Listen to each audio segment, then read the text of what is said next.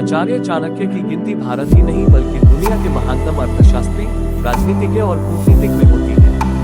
महात्मा चाणक्य ने एक श्लोक के जरिए स्त्री का विश्लेषण किया है। इस श्लोक से स्त्री की सबसे बड़ी शक्ति क्या होती है इसका पता चलता है। इस श्लोक में चाणक्य ने महिलाओं के साथ साथ ब्राह्मण, राजा, नेता, लीडर की शक्ति का भी वर्णन किया है। आचार्य चाणक्य की गिनती भारत ही नहीं बल्कि दुनिया के महानतम अर्थशास्त्री, राजनीतिज्ञ और कूटनीतिक में होती है।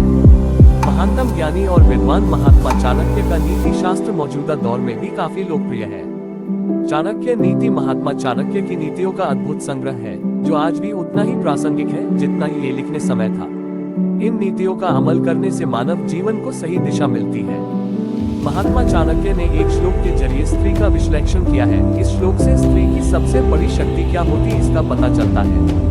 इस श्लोक में चाणक्य ने महिलाओं के साथ साथ ब्राह्मण, राजा, नेता, लीडर की शक्ति का भी वर्णन किया है। बहुवीर्य बलम राज्ञो ब्राह्मणो ब्राह्मण बलि रूप यौवन माधुर्यम स्त्रीणा बलमनुत्तम। इसका मतलब ये है कि राजाओं का बल बाहुबल, ब्राह्मण का बल ज्ञान और विद्या, जबकि स्त्रियों का बल मधुर वाणी, रूप, शीलता और यौवन है। स्त्री की शक्ति। चाणक्य ने स्त्री की शक्ति की विवेचना करने के बाद ये साफ किया है कि मधुर वाणी स्त्री की सबसे बड़ी ताकत होती है।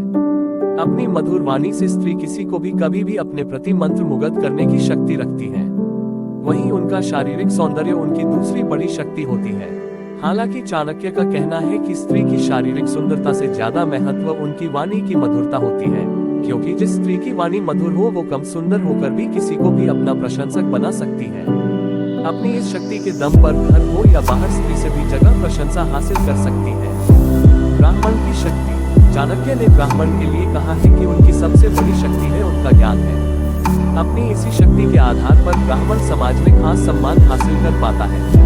अपने ज्ञान से ब्राह्मण किसी भी व्यक्ति की शक्ति के द्विगुणित कर सकता है। राजा, नेता की शक्ति।